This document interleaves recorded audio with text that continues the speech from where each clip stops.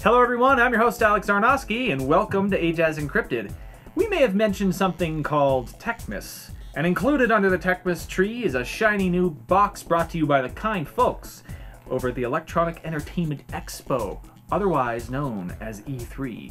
Some of the biggest keynotes given this year were from Microsoft, Sony, and Nintendo, and here's the rundown. Microsoft has the Kinect, Sony has the PS Move, and Nintendo has something, well, we're going to get to that a little bit later. But yeah, Microsoft, the Kinect is Microsoft's way of showing how they plan on extending the life of the 360 without drumming up a brand new console, which you might actually see sooner than you think. But first, here's what they plan on bringing to gamers besides software for their full-body scanner. Microsoft announced additions that you'll see in your dashboard come this fall, including Bing Voice Search, YouTube integration, and an unnamed service tentatively called Live TV. Live TV hopes to deliver streaming content to your 360 as well as DVR functionality.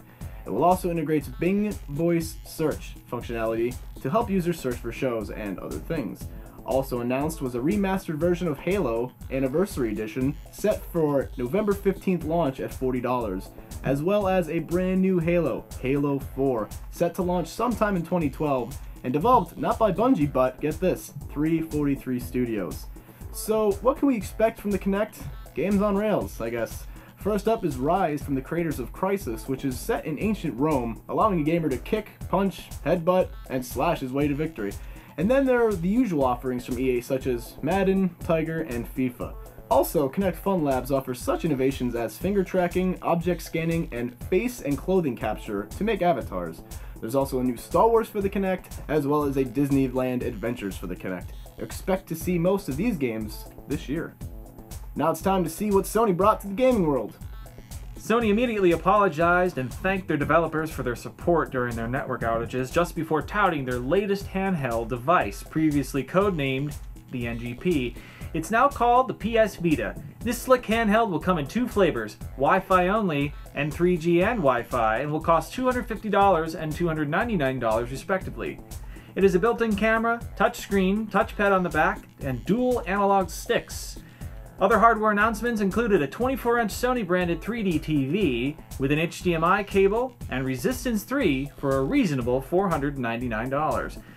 Also announced was a ton of new software utilizing the PS Move, including BioShock Infinite, which is coming to the PS Vita in full form, Mass Effect 3, a fantastic shooter called Dust 514, Uncharted 3, and God of War Origins in 3D. Expect to see the launch of the PlayStation Suite, Sony's new hardware-neutral store, come to the PlayStation-certified devices, including the PS Vita, before the end of 2011.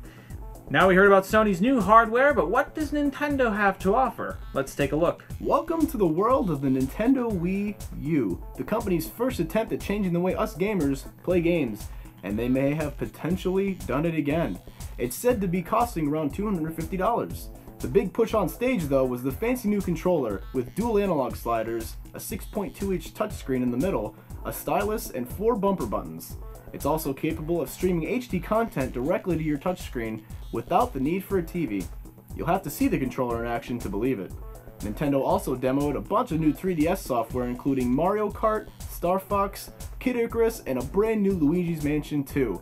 They also demoed something for the Wii U. As far as Zelda goes, it's an HD version, and it looks absolutely stunning. There's no official word on its hardware specs yet, but from what the hardware demo displayed, it looks way better than current-gen consoles. Expect the Wii U to hit sometime in 2012. Up next on the show, we have a nice review of Fable 3 for the PC. Take a gander. Fable 3 for the PC is a direct port of the 360 version that released last fall, and it totally shows it. It might be one of the most environmentally detailed games out today, but that doesn't save it from the multiple problems that this game suffers from. First, I'm running this on a higher-end desktop that was purchased less than a year ago, so my specs far surpass the minimum specs required to play the game.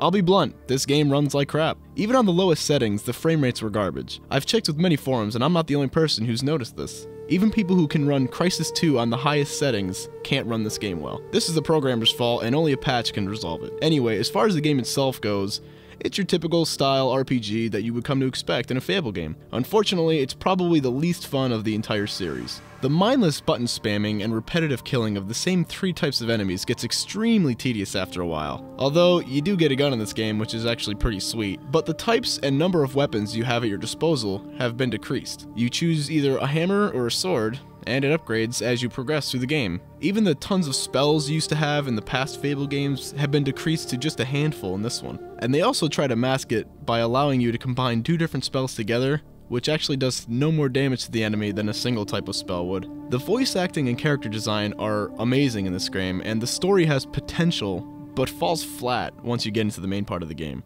There's definitely some fun to be had here, but overall Fable 3 for the PC is a disappointment.